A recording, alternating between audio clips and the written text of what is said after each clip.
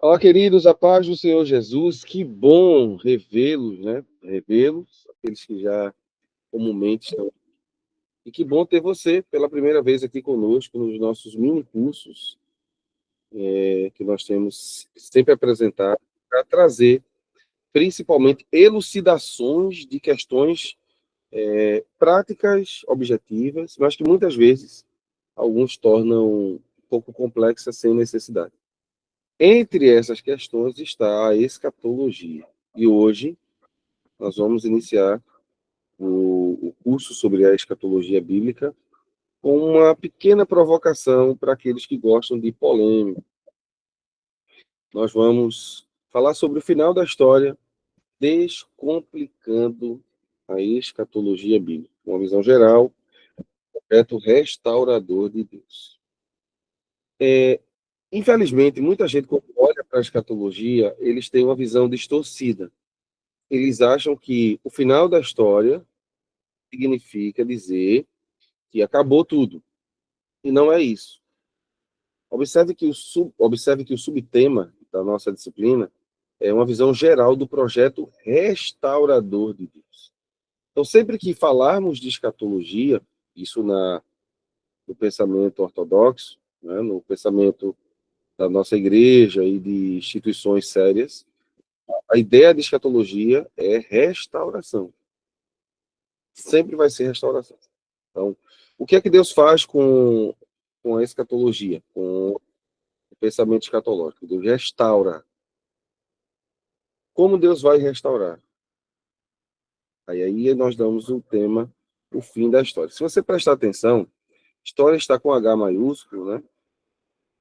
Está com H na realidade, e esse história de H maiúsculo tem uma coisa importante aqui. Eu estou falando que a história humana termina aqui. Os reinos do mundo, e isso a gente vai ver com calma ao longo das aulas, os reinos do mundo termina aqui. É quando Deus põe fim à realidade dos homens e inicia-se o seu projeto por toda a eternidade para aqueles que aceitaram a sua vontade. Então, o tema Descomplicando a Escatologia Bíblica é exatamente lhe dizer isso. A história que nós estamos vivendo, ela tem um fim, mas um dia Deus vai restaurar esse projeto. E ele começou no Éden e vai ser do jeito dele, tá bom? Deixa eu me apresentar, né? Muita gente nova chegando.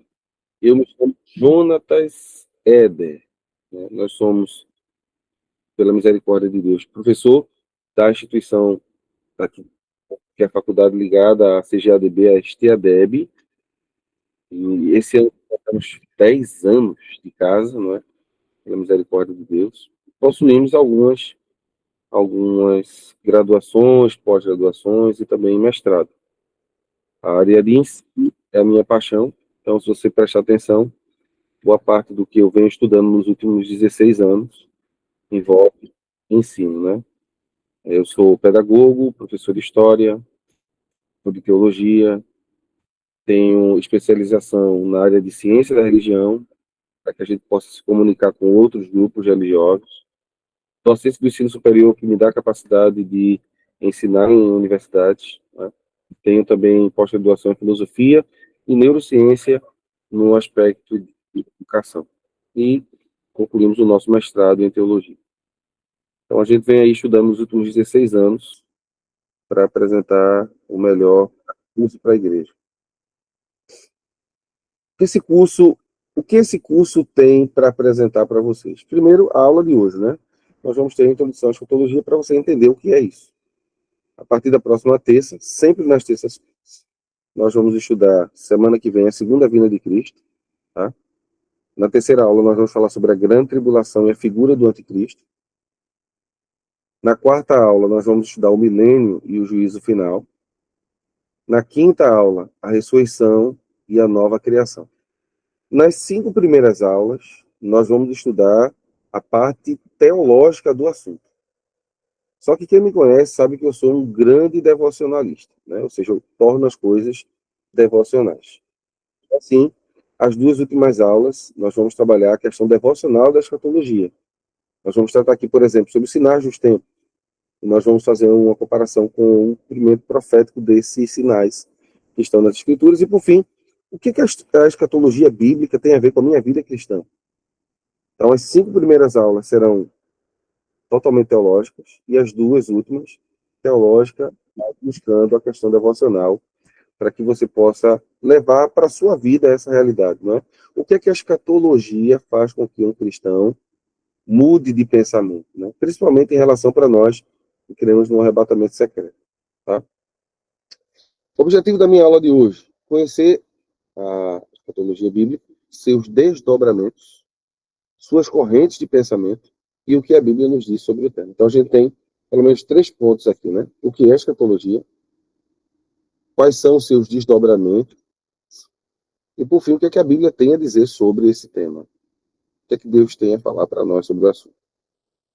Na aula de hoje, nós vamos tratar de 6 tópicos. O que é escatologia, o alcance escatológico bíblico, né?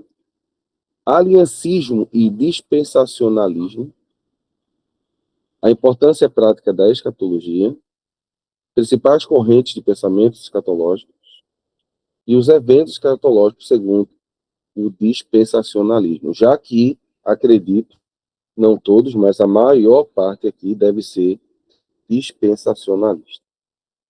Vamos ler a palavra de Deus, né? Para quem está acostumado com as minhas aulas, sabe que a gente sempre, antes de qualquer coisa, a gente para ler um texto. Abra sua Bíblia comigo na carta do apóstolo Paulo à igreja em Tessalônica. Carta aos Tessalonicenses. Primeira carta. Nós vamos ler no capítulo 4, os versos 13 a 18. Bebam água, água é bênção.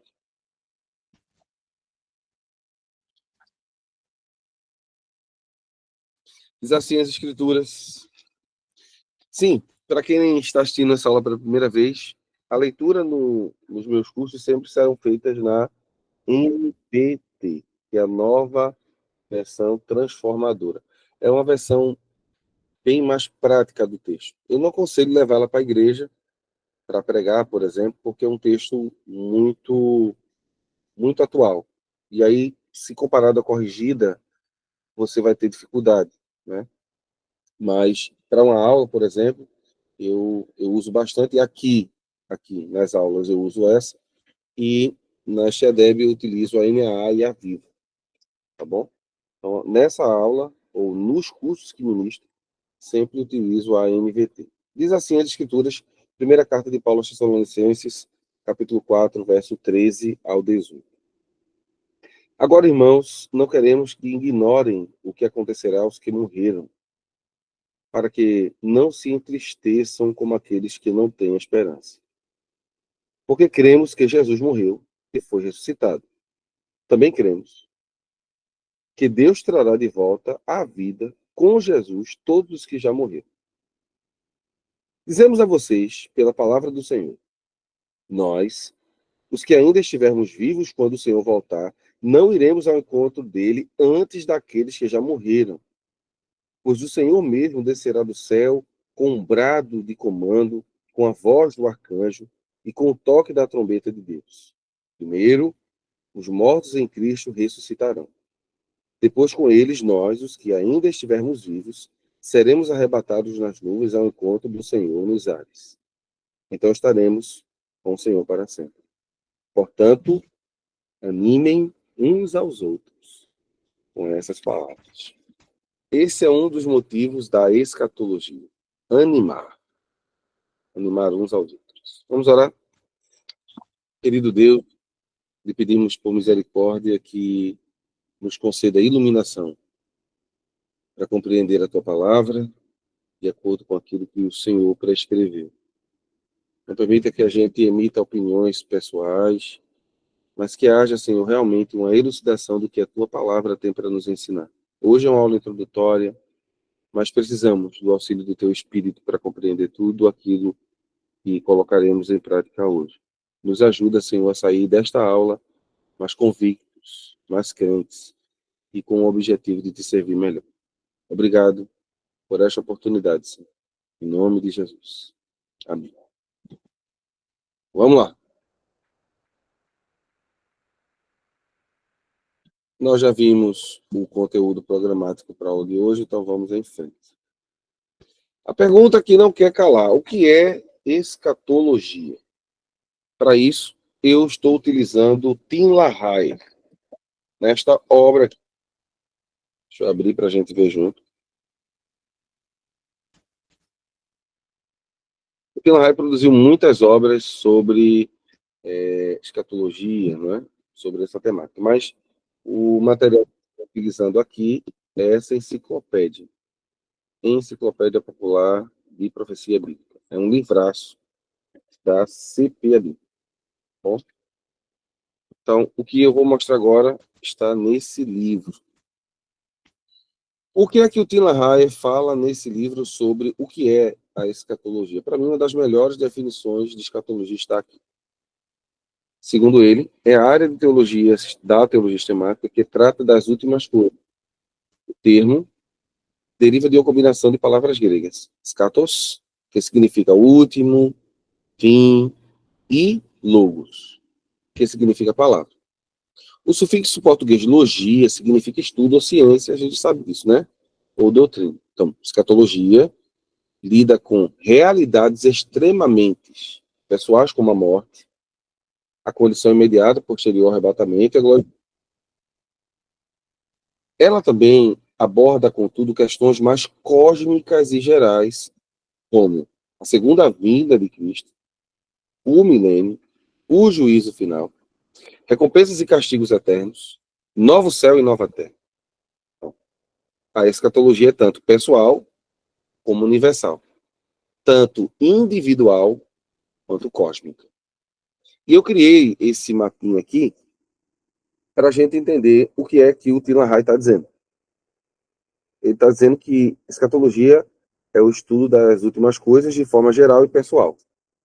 Então, como todo mundo que está assistindo essa aula, independente de estar ou não matriculado no curso, recebeu esse material está em alta resolução. O que é que você vai fazer? Você pode imprimi-lo e você vai conseguir, ou mesmo no tablet, no computador, abrir e enxergar bem melhor do que quem está vendo, por exemplo, no celular. Então, eu dividi em dois blocos. As primeiras 6 laudas da escatologia geral é aquilo que vai ocorrer para todo mundo. O cumprimento das profecias do Antigo Testamento, a segunda vinda, a grande tribulação, a vitória de Cristo sobre o mal, o juízo final, novo céu e nova terra. Esse é geral. Mas existe também a escatologia pessoal.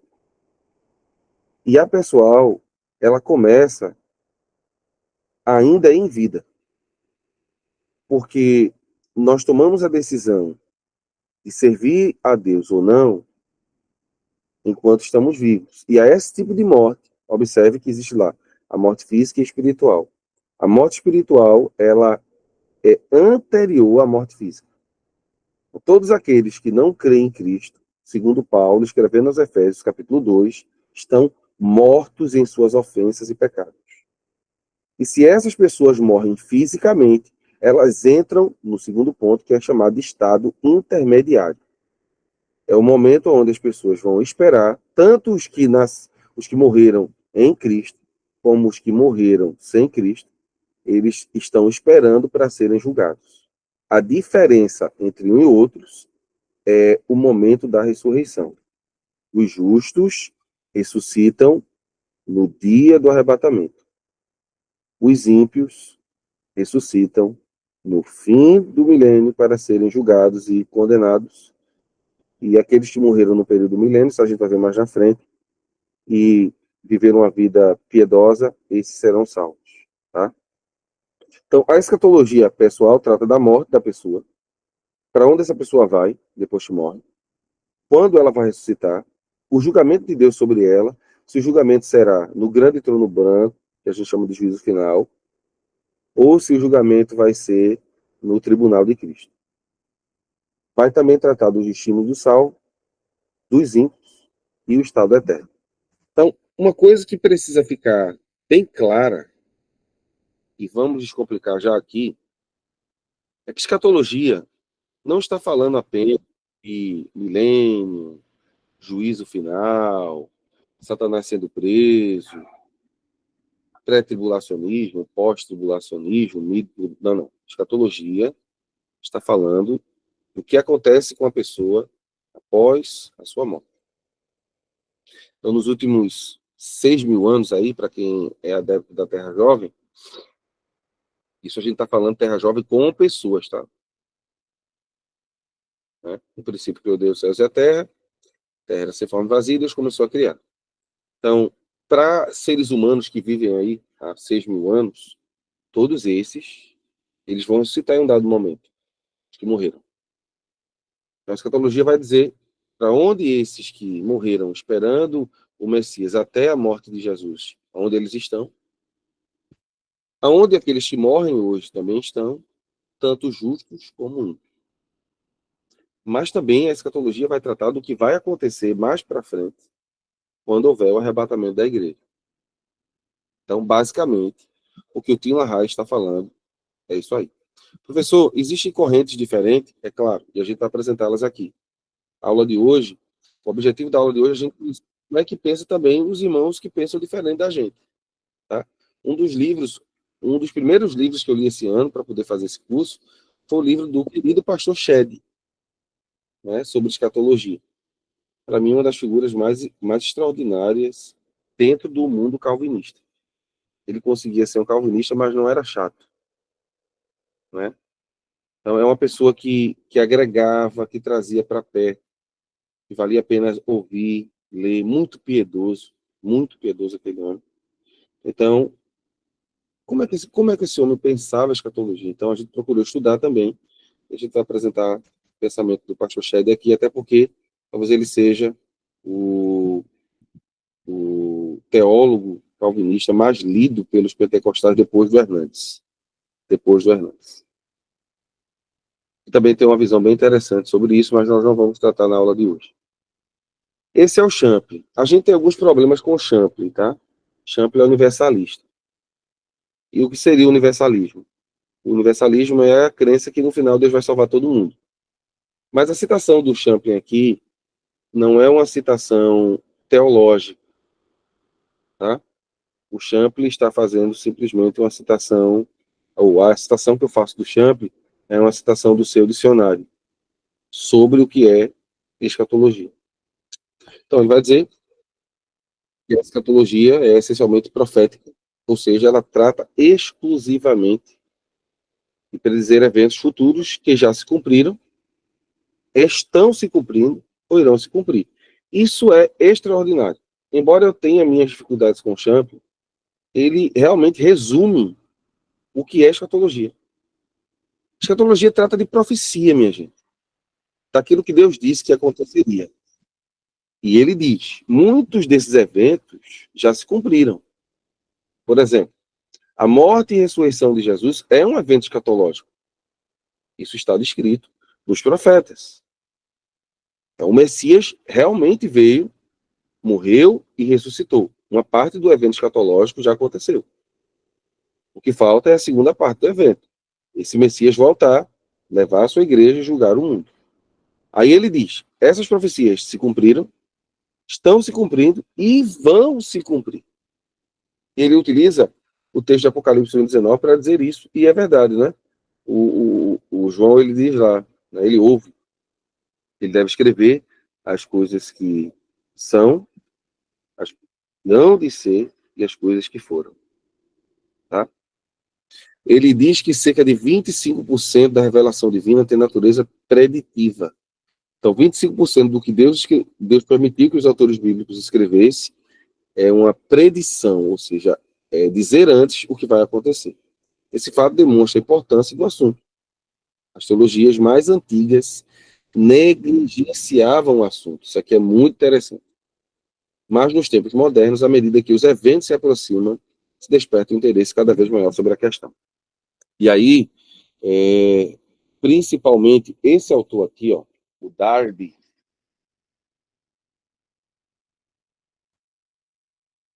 na realidade, o dispensacionalismo antes de Darby. O autor do livro é William Watson.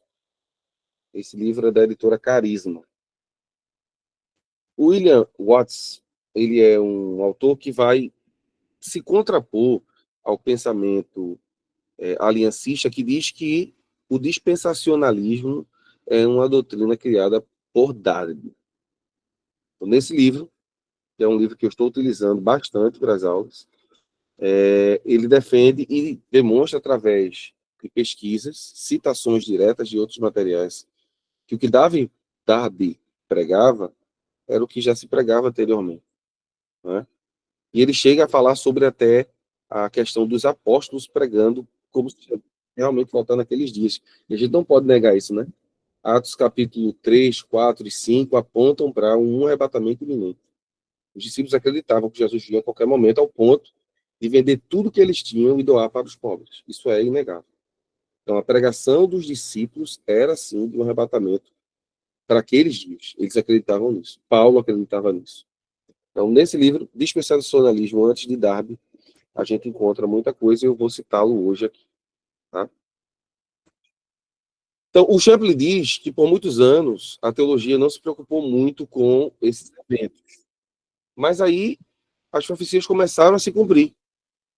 E aí, houve um retorno, um avivamento, um interesse maior pela questão. Eu estou usando o Schaeffer. E o Schaeffer, ele não é um teólogo arminiano. Mas olha o que o Schaeffer fala sobre o propósito da escatologia. Ele diz o seguinte: a escatologia tem um propósito de revelar a soberania de Deus na história. Já deu para perceber que ele é calvinista, né? E sua presciência acerca dos eventos que estão por vir. Mas olha isso. Na esfera da profecia, a capacidade divina é claramente vista como alguma coisa que transcende as limitações humanas. Deus parece ter prazer em seu poder de predizer o futuro. Ao menos, esse poder é evidentemente usado a fim de despertar a mente humana para as maravilhas do seu ser. A parte da revelação divina, o homem nada sabe do que vai acontecer. Para Deus, o fim é conhecido desde o princípio. E essa frase, para mim, né, do Schaeffer, ela é extraordinária porque ela expressa exatamente o que é a escatologia. O propósito da escatologia é mostrar a soberania de Deus. Que Deus está realmente no controle da história. Que a história que nós estamos vivendo, ela é uma história que vai ter um final feliz. E por isso o nome desse curso ser o final da história. Como é que o senhor sabe o final da história? Eu vou dizer o que o C.S. Lewis dizia, né? C.S. Lewis, o C.S. Lewis, para quem gosta da pronúncia inglesa, né, já que ele é um inglês e não um americano, C.S. Lewis dizia o seguinte: eu li o final do livro, eu conheço o fim da história. Eu gosto muito dessa frase, né? O Cristianismo Puro e Simples, ele trata também da escatologia. Essa parte da prateleira aqui em cima, todinha, é dedicada ao Lewis. Inclusive, as Crônicas de Nárnia está aqui, ó, né? Tem alguns outros livros para cá também. Então, o Lewis, como teólogo, ele apresenta essa pérola para a gente. Por que você tem tanta certeza que no final vai dar tudo certo? Ele diz, porque eu li o fim do livro. E no fim do livro, Deus dará fim ao mal. O diabo será derrotado. E nós estaremos para sempre com o Senhor. É essa convicção que todo cristão tem que ter. Embora esse mundo não faça sentido, e ele realmente não faz. O mundo caído não faz sentido. O mundo que Deus está preparando para todos nós é um mundo perfeito, onde o pecado não reina mais, onde a morte não reina mais, onde a dor, o choro, nada disso entrará. Escorrer que, por incrível que pareça, já faz meia hora que eu estou falando. Vamos lá. A importância da escatologia. Sem sombra de dúvida, a importância da escatologia se dá pelo fato de mostrar o que vai acontecer no futuro com a humanidade. O homem é, por natureza, curioso, né? Não são só apenas as vizinhas, as suas vizinhas que são curiosas. É a humanidade. Estou brincando, é claro, né? A humanidade é curiosa.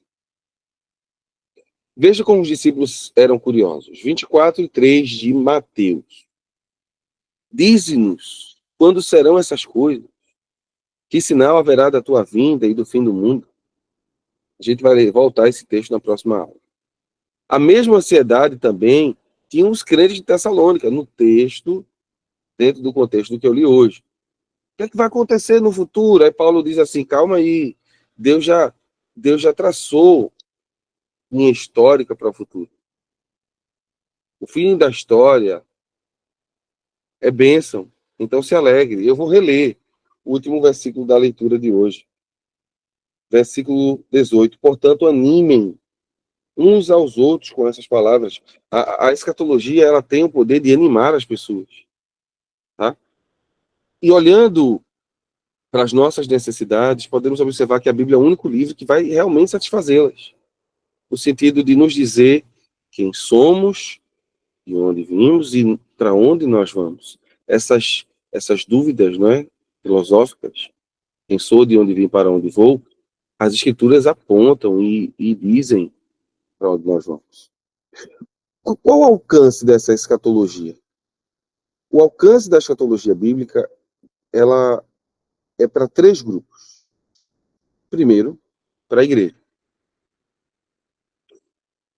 A igreja será alcançada tanto para ser arrebatada, como para ser galardoada, para que ela seja glorificada. É interessante notar que dentro do papel escatológico traçado por Deus, é nesse momento que o projeto salvífico se completa.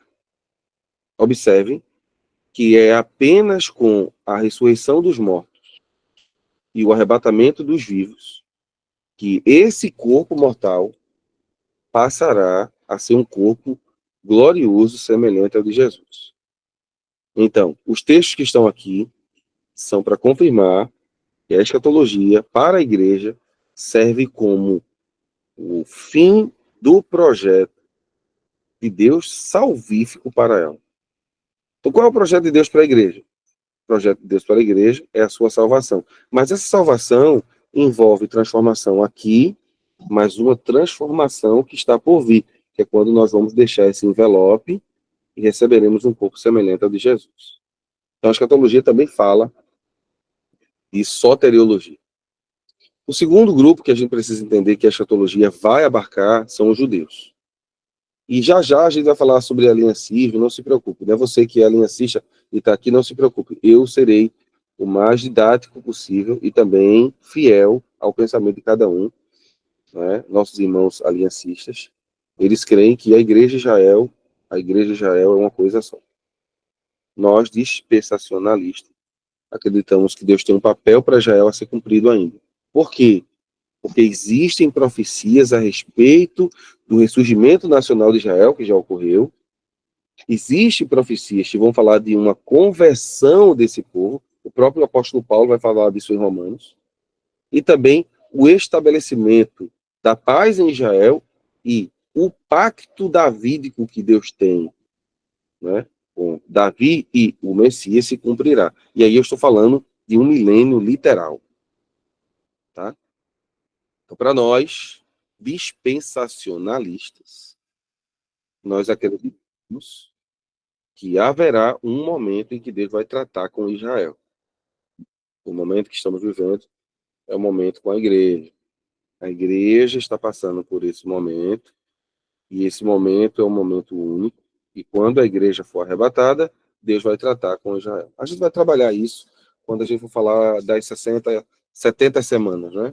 Predita por Daniel, tá? Não se preocupe, vai dar tempo de falar tudo isso nas próximas aulas. Vamos em frente. Além de Israel e a igreja, nós temos um terceiro grupo, que são os gentios. Os gentios são as nações que não creram tanto na vinda do Messias, né, como também nações hoje, povos hoje, que não creem no retorno do Messias. E também pessoas que vão viver no período pós-arrebatamento que não vão crer. E também as pessoas que vão viver no milênio e não vão crer. Esse grupo todinho de pessoas que não creem são chamadas de gentios. Aliancismo e dispensacionalismo. conceitos, diferenças e implicações. A teologia cristã é marcada por diferentes sistemas de interpretação das Escrituras. Observem que nós estamos em mais um curso de hermenêutica. Está vendo que tudo se resume em hermenêutica? Eu estava conversando com um dos professores da XEDEB esses dias, e nós temos a oportunidade de gravar o programa da EBD, e em um dado momento eu estava dizendo o seguinte a ele: nota que todo problema que ocorre com a igreja primitiva, a igreja do período apostólico, a igreja do período dos pais da igreja neopatrística, período de Tomás de Aquino, período da Reforma e até hoje, sempre é um problema hermenêutico. Toda a formação de seita, grupo heterodoxo, é por conta de interpretação de um texto. Ou erro, né? Ou pensamento divergente. Então, por conta do pensamento divergente na interpretação das escrituras, nós precisamos conhecer 2 pontos. E a partir desses 2 pontos, nós vamos ter um desdobramento em 3 grupos. Tá? Então, vamos conhecer os 2 pontos e depois vamos conhecer os 3 grupos. Quais são os 2 pontos? Os 2 pontos é aliancismo e dispensacionalismo. Tudo vai começar aqui. Tá? Ambos grupos, ambas interpretações buscam compreender a relação entre Deus, a humanidade ao longo da história, e esses 2 modelos interpretativos influenciam diretamente a forma como a igreja entende a relação entre Israel, igreja e escatologia e a maneira como a Bíblia deve ser interpretada. Veja. Então, se eu sou aliancista, eu vou crer de uma forma. Se eu sou dispensacionalista, eu vou crer de outra forma. Professor, tem algum meio termo? Tem. Tem o pessoal que diz assim, eu creio do que o texto diz. Mas o que o texto diz, geralmente, vai levar você para uma dessas 2 correntes. Tá? É o que nós temos para hoje. Vamos lá. Vamos entender os 2.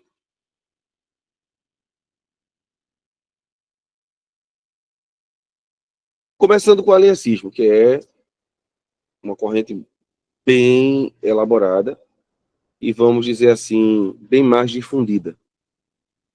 O aliancismo é um sistema teológico que vê a história da redenção sob a perspectiva das alianças divinas. Essa abordagem enfatiza a unidade do povo de Deus ao longo da história e sustenta que Deus se relaciona, com a humanidade por meio de alianças principais, que organizam a revelação progressiva da vontade de Deus. Então, aliancismo vem de alianças. Tá?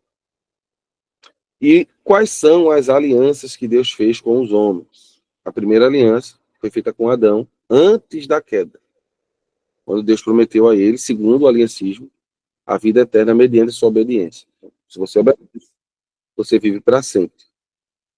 Se você come do fruto da árvore que está lá no jardim, você vai perder isso. E é o que acontece. Quando Adão cai, nós temos uma segunda aliança, que é chamada de aliança da graça. Essa aliança já se inaugura após a queda, para o aliancismo. Então, Gênesis 3, 15, 16, 17, quando Deus fala sobre a vinda do Messias, nós já temos ali uma nova aliança dizendo, ó, eu vou restaurar, baseado na graça. E essa aliança, ela vai se manifestando de forma progressiva, através, por exemplo, da salvação que Deus dá a Noé, do chamado de Abraão, do chamado de Moisés, Davi, e finalmente, quando Deus faz a aliança, essa nova aliança em Cristo. Tá? Por fim, a aliança da redenção, que refere-se ao pacto eterno entre as pessoas da Trindade, Pai, Filho e Espírito, para salvar os seres humanos. Então, para o aliancismo, basicamente existem 3 alianças. A aliança das obras, da graça e da redenção. Quais são as características do aliancismo? Primeiro, a igreja é a continuidade do verdadeiro Israel espiritual. Ou seja, Deus tinha um projeto com Israel e Israel falhou. Agora, o projeto que foi dado a Israel é dado à igreja para que a igreja continue e Deus abandonou Israel. A interpretação bíblica pode ser tipológica e simbólica, especialmente nas profecias. Preste atenção nesse detalhe. Para o aliancismo, as profecias nem sempre são literais. Então, por exemplo, para nós, dispensacionalistas, quando a gente diz que a lua, o sol, as estrelas vão ter aqueles problemas e tal, aquilo para a gente é literal, vai acontecer. Para o aliancismo, dependendo da corrente, isso pode ser só tipológico ou simbólico. Então, eles não interpretam as profecias literais. O milênio, por exemplo, é simbólico. O milênio não será literal para um aliancista. O milênio não é literal. Ele é simbólico. E a escatologia geralmente se alinha ao amilenismo ou pós-milenismo, não sustentando um reino milenar literal na Terra. Então, essas são as características do aliancismo. Vamos ao dispensacionalismo. O dispensacionalismo é um sistema teológico que divide a história da redenção em dispensações ou diferentes formas de administração divina ao longo do tempo. Essa visão enfatiza a distinção entre Israel e igreja e defende uma interpretação literal das escrituras, especialmente das profecias. Então, deixa eu olhar para vocês aqui. Basicamente, é o seguinte. Eu estou sendo o mais justo possível. Né? A gente precisa tecer o argumento verdadeiro, até porque nós estamos em uma conversa teológica. Depois daqui, vocês vão poder fazer as suas pesquisas baseadas no material que eu estou falando, e deve ser feito isso. É o que o professor Ed apresentou hoje. Vamos ver as fontes que ele citou, vamos ver o que ele disse, para ver se realmente é o que ele diz. Né? Então, para os nossos irmãos aliancistas, Israel não é mais o projeto de Deus. Israel já foi. Israel perdeu. Tem algum problema de interpretação em relação? Tem. Para eles, tipológico e simbólico são boa parte das profecias. Então, o aliancista verdadeiro, ele precisa abraçar essas duas questões. Israel já foi. Israel já foi. Agora é só a igreja. E as profecias? Não, as profecias não são literais, elas são simbólicas. O problema é que de 70 anos para cá, as profecias sobre a escatologia, a gente vai ter uma aula só sobre isso, né? Eu acho que é a aula 6. As profecias hoje. As profecias, elas estão em ebulição. Se você abrir o jornal, é como se você estivesse lendo os textos. É incrível isso. Geralmente, quando eu dou essa disciplina na STEDEB, né? Geralmente no curso de iniciação, no curso de educação infantil, porque hoje nós temos dois grandes vultos da teologia, no sentido de escatologia, presente na STEDEB, né? O Saulo Soares, que inclusive quero agradecer a ele. O professor Saulo Soares me ajudou com muito material para essa aula. No final, vou até apresentar para vocês o novo lançamento é redundância, né? O lançamento do e-book do professor Saulo, né? Falando sobre exatamente essa temática, material que eu vou usar bastante nas minhas aulas. Eu vou apresentar para vocês aqui, tá? Então, nós temos dois grandes nomes da escatologia da nossa igreja, que é o professor Saulo e o professor Joanildo Hermano. Então, muita coisa do que eu vou falar aqui são assuntos que eu tratei com o professor Saulo Soares antes de trazer para cá, não é? Grandes especialistas nessa temática na nossa igreja. Vamos em frente. Então, quando a gente trata de dispensacionalismo, a questão já muda. A interpretação passa a ser literal e a igreja e Israel têm papéis distintos no projeto salvífico de Deus. Tá? Quais são as principais dispensações dentro do dispensacionalismo clássico? Né? Primeiro, da inocência. Depois, da consciência. depois do governo humano, depois da promessa, depois da lei, e hoje, da graça. Hoje nós vivemos a dispensação da graça. E depois do arrebatamento da igreja, viveremos a dispensação do reino. É quando Cristo implantará o seu reino na terra. Quais são as características do dispensacionalismo? Primeiro, Israel e a igreja são grupos distintos. Segundo, profecias são literais. Terceiro, haverá um reino milenar literal na terra. Em quarto, a escatologia é pré-milenista e frequentemente pré-tribulacionista. O que é que quer dizer isso? O que quer dizer pré-milenista e pré-tribulacionista? O dispensacionalismo acredita que a igreja não passará pela grande tribulação. Então, essa é uma das grandes questões aqui. Nossos irmãos aliancistas, em sua maioria, creem no pós-milênio ou no pós-milenistas, né? Ou amilenistas. Amilenistas sem milênio, tá? E os dispensacionalistas, pré-milenistas, ou seja, pré-milênio, mas também pré-tribulacionistas.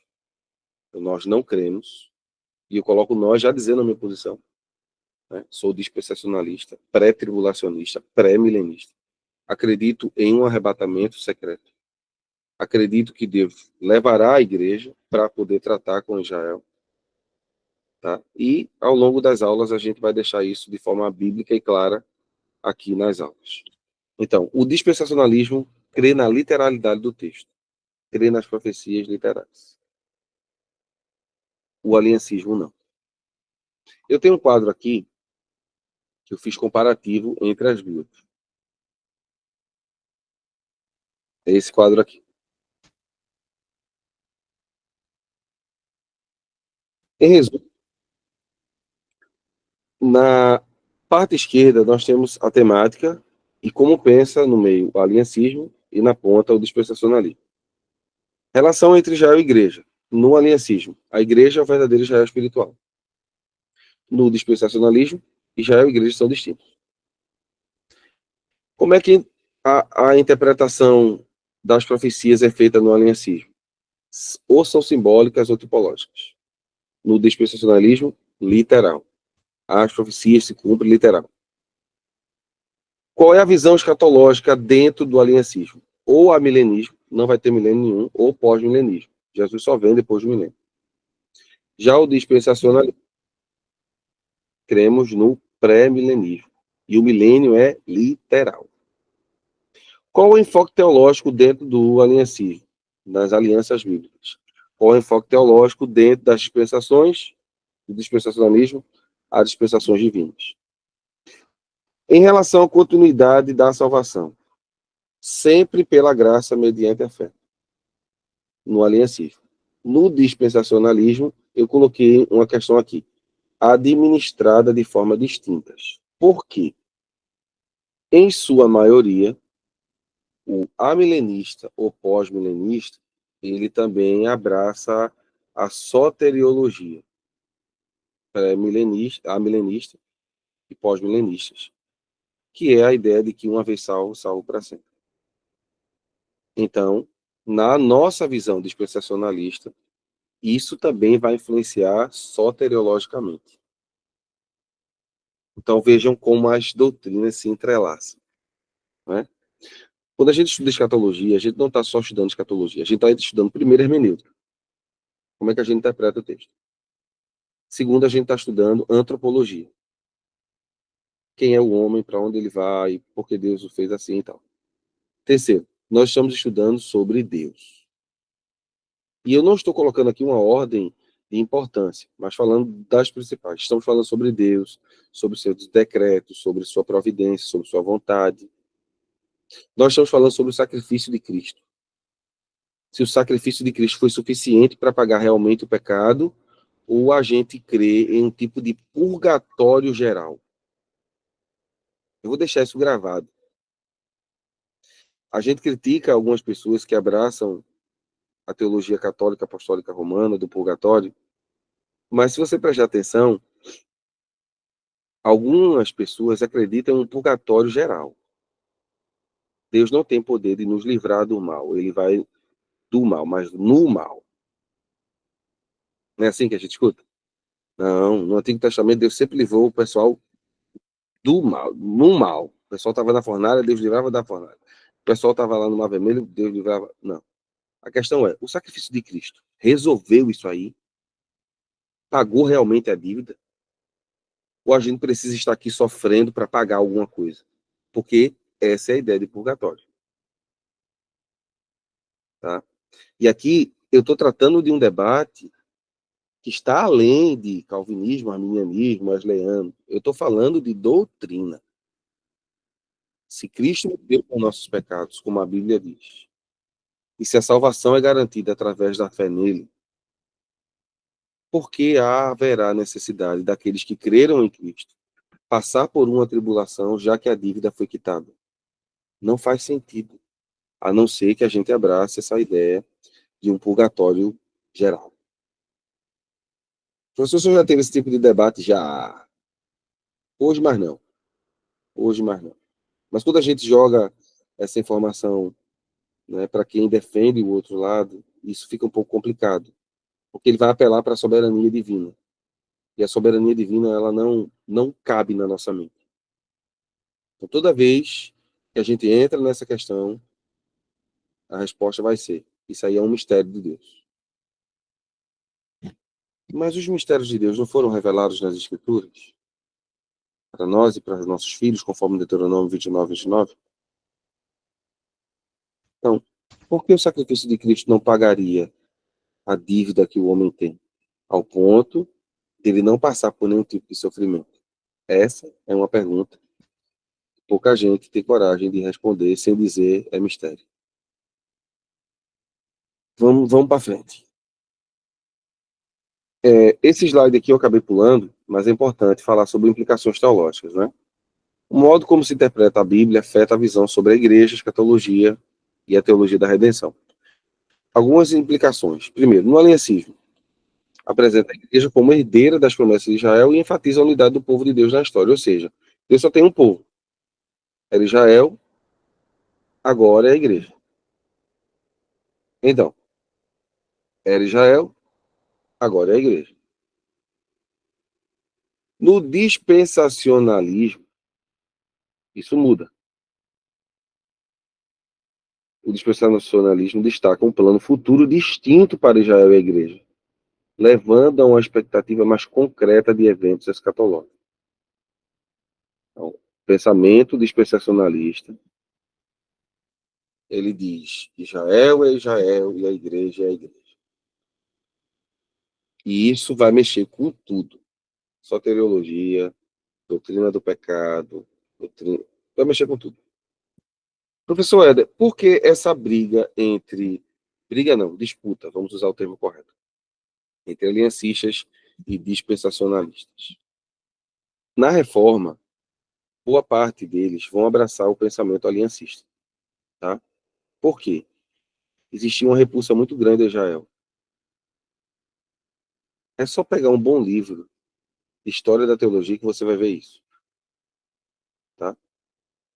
Só que, para espanto dos nossos irmãos aliancistas, que nunca acreditavam que Israel voltaria a ser um povo, uma nação, Israel voltou a ser nação depois da Segunda Guerra Mundial. E, para o espanto maior, Israel prospera. Israel cada dia mais cumpre as profecias descritas ainda no Antigo Testamento, apontando para uma realidade de que o Messias realmente veio, mas que o Messias volta. Você já pensou o que é dizer em 1800, período que Darby dizia, né? Ó, nós vamos ter um milênio literal. Israel vai voltar a ser nação. É a zombaria. Pergunta se eles conseguem zombar hoje. Jerônimo tem uma frase extraordinária. Jerônimo dizia o seguinte: além dos 4 evangelhos, existe mais um, que todo cristão deveria ler. E ler através dos pés. Israel. Pisar na Terra Santa. É como ler o evangelho. Jerônimo viveu no 4º século, quando a Terra ainda estava sendo dividida entre os impérios lá. Essa frase da boca de Jerônimo virou uma frase sem sentido nos dias dos reformadores. Mas hoje, teólogos aliancistas que visitam Israel voltam para o Brasil. Eu conheço 2 deles, 2 doutores, não vou citar o nome deles, mas que começam a dizer: Deus tem um negócio diferente com esse povo aqui. Um deles até escreveu um livro para abraçar a teologia de que Deus tem um plano para Israel. Depois você pesquisa. Teólogo calvinista escreve um livro sobre Israel. É só colocar assim. Aí você vai ver lá de quem eu estou falando. Compre o livro e você vai ver que até eles estão dizendo o seguinte: parece que Israel e a igreja são distintos. Parece que o projeto de Deus para ambos são distintos. Deus vai restaurar Israel e não jogá-lo fora. Estamos caminhando para o fim. Eu tenho ainda 9 minutos. A importância prática da escatologia. Qual é a importância da escatologia, né? Na prática, o que é que isso tem a ver comigo? O que é que isso tem a ver comigo?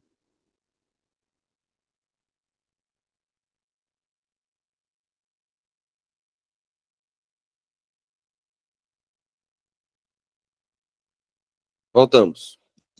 Primeiro, dá esperança. A escatologia, ela vem com essa importância, né, de dar esperança às pessoas. Porque um dia Deus vai aniquilar a morte, Deus vai enxugar dos nossos olhos as lágrimas, e Deus vai tirar o opróbrio do seu povo da terra. Leia depois aí as 25, verso 8. O cristianismo sem futuro não seria autêntico.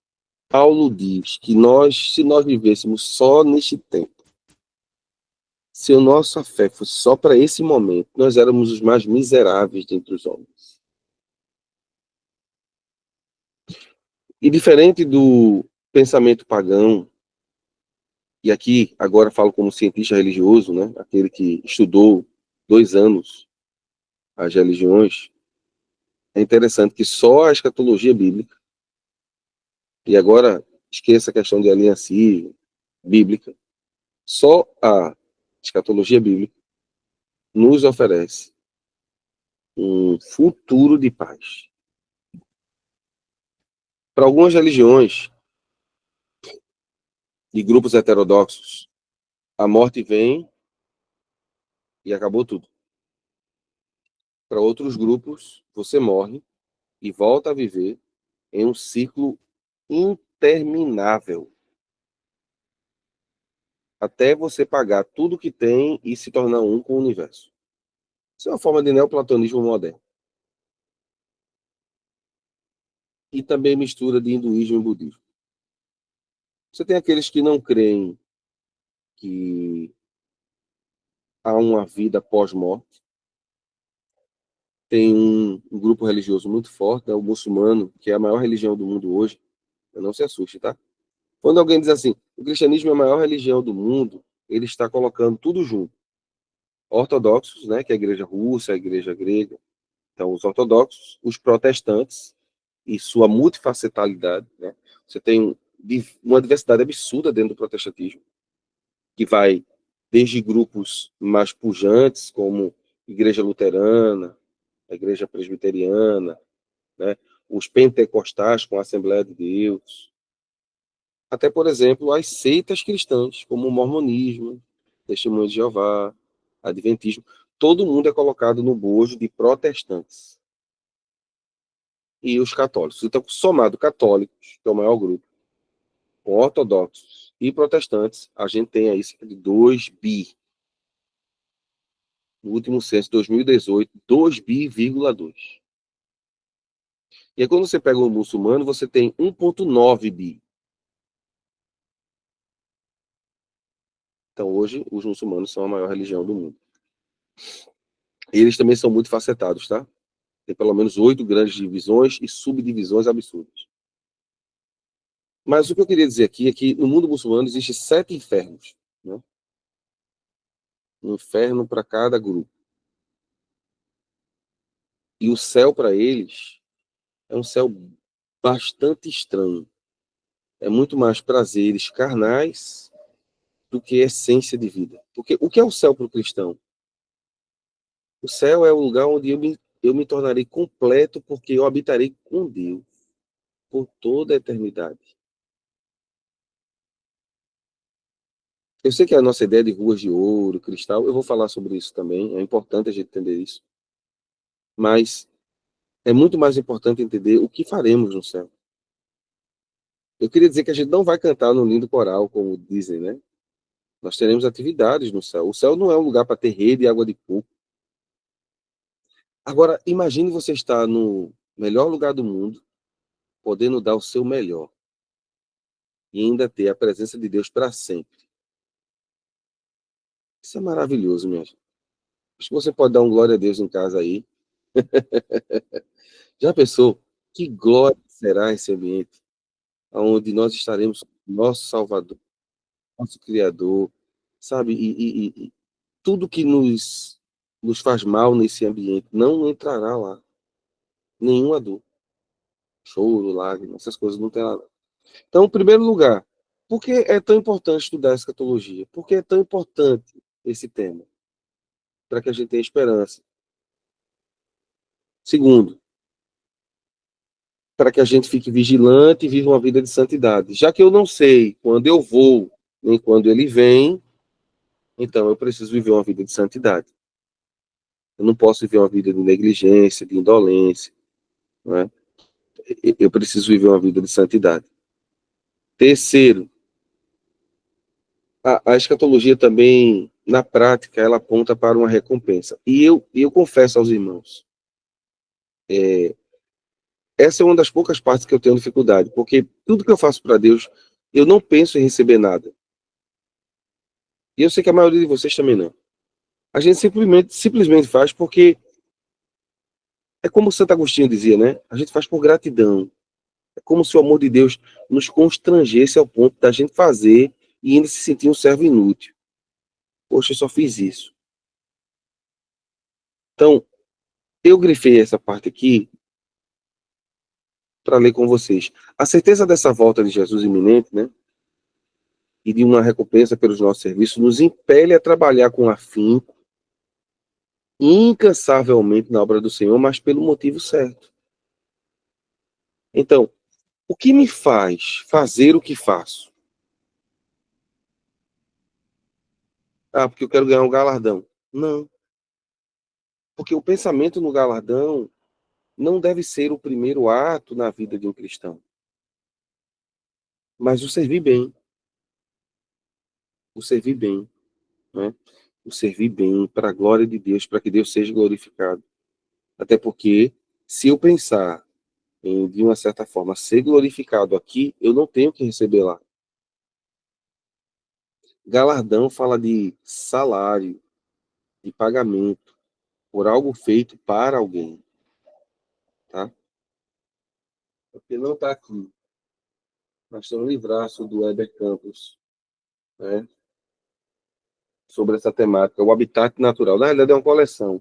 São 5 livros, 4 livros, o habitat natural. A gente vai comentar sobre isso mais na frente. Estou terminando já.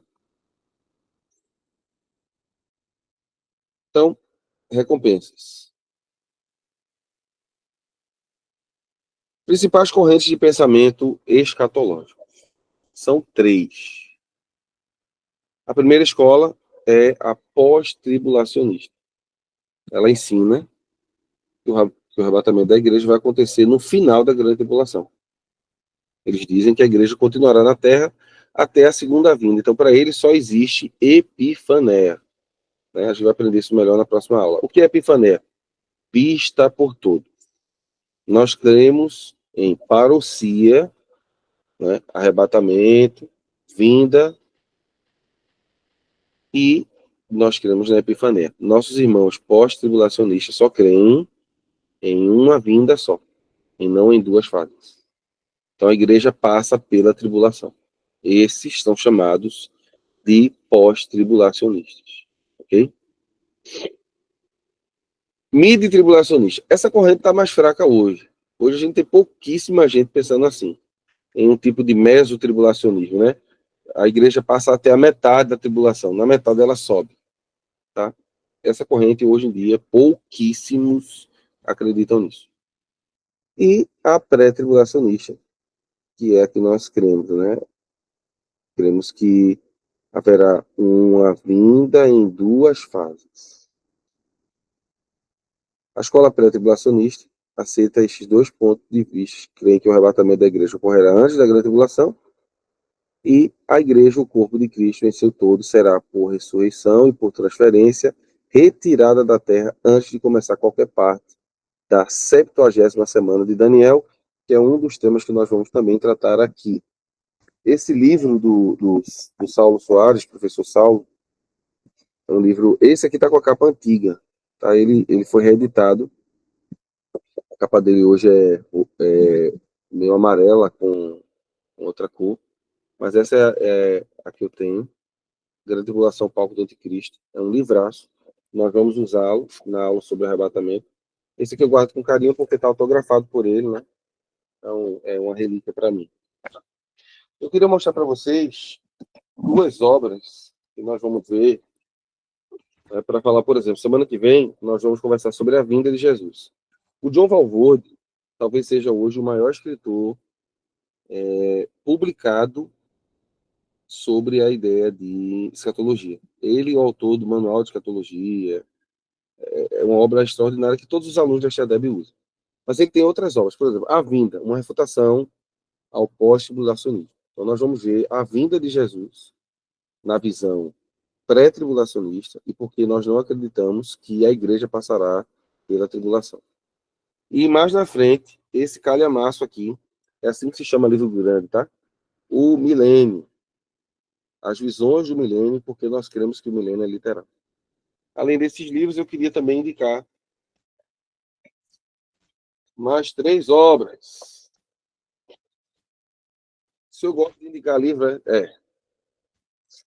o Dispensacionalismo versus a linha civil. Foi um material que eu tive que consultar para a aula de hoje. Tá? Muito interessante.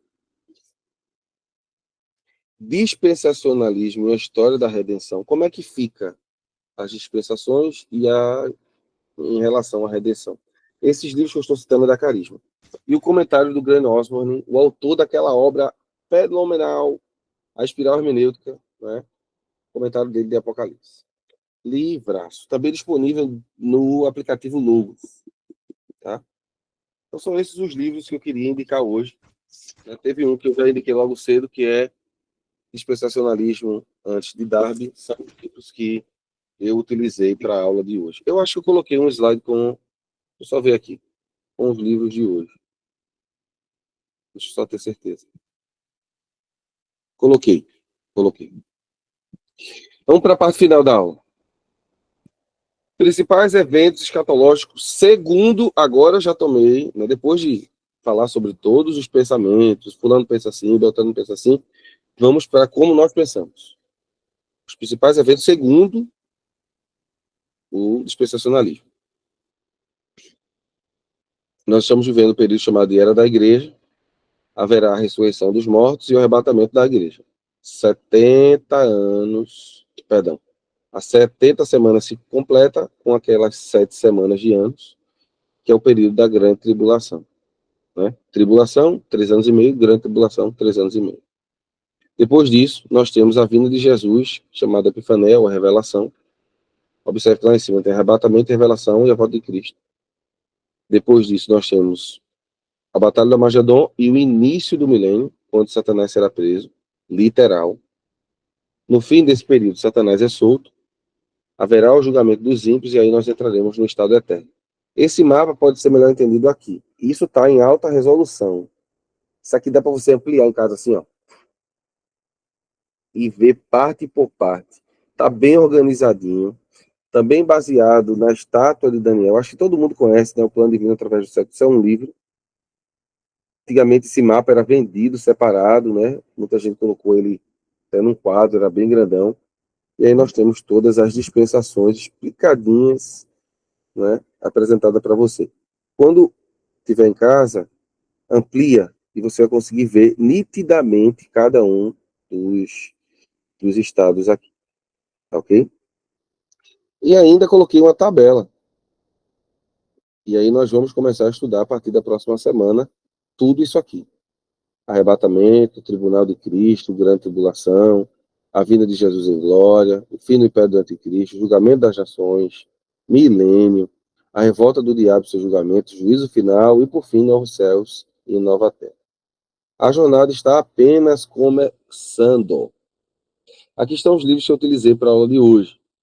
Aqui está o livro do Pastor Shed, né? Escatologia e influência do futuro no dia a dia do cristão. O livro do professor Saulo Soares, Israel e a Igreja. Ontem, hoje e amanhã. Livraço, livraço. Dispensacionalismo versus aliancismo. E o dispensacionalismo antes do derby do William Watson, né? Livraço. Próxima aula, nós vamos falar sobre a segunda vinda de Cristo na corrente teológica defendida pelo pentecostalismo, que é o dispensacionalismo. Nós vamos ver por que nós cremos em um arrebatamento secreto, nós vamos ver por que nós vamos ser arrebatados antes da tribulação e tanto assunto bom. Tá bom? Nós vamos encerrar esse momento aqui. Nós estamos gravando essa aula para os alunos que adquiriram o curso, né? Amanhã será editado por Thaís, ela vai fazer a edição e nós vamos postar no grupo oficial essa aula para os alunos que não conseguiram assistir, mas se inscreveram, tá bom? Queria agradecer a todos que estão aqui ao vivo e dizer para quem está ao vivo não sair. Eu ainda tenho aí 10, 15 minutos para responder perguntas sobre o assunto que nós tratamos hoje aqui, tá bom? Também queria convidar você que ainda não fez sua inscrição, ainda dá tempo de se inscrever para de hoje a 8, se Deus permitir, para quem está assistindo ao vivo. Na próxima terça a gente voltar a esse temático, nessa mesma metodologia, uma boa conversa. No final, nós tratamos do tema respondendo perguntas, não é? E creio que nós vamos crescer juntos na graça e no conhecimento. Vamos terminar como começamos. Vamos terminar orando. Querido Deus, em nome de Jesus, o teu Filho, te louvamos por esta oportunidade de visitar os textos bíblicos, visitar o pensamento teológico, rever algumas posições e entender, Senhor, que o Senhor tem um projeto de salvação, um projeto onde o teu nome será glorificado. Senhor, nos ajuda a entender assim, para que a gente possa ter sossego e paz, como Paulo disse. Que a gente possa se alegrar em saber que a sua vinda é algo real, concreto, e que essa vinda trará à tona o teu tempo. E que a história humana terminará e o Senhor implantará o seu reino. Nos ajuda, Senhor, nas próximas 6 semanas estaremos estudando isso. Teu Espírito possa iluminar-nos para que a gente compreenda mais a tua palavra. Em nome de Jesus. Amém. Deixa eu abençoar você como os pais judeus abençoam seus filhos. Que o Senhor te abençoe e te guarde, que o Senhor faça resplandecer o seu rosto sobre ti, tenha misericórdia de ti, que o Senhor sobre ti levante o seu rosto e te dê a paz. Amém? Quem está ao vivo fica, quem está gravado, até a próxima aula. Quem está na aula gravada, até a próxima aula, se Deus quiser. Forte abraço, Deus abençoe vocês.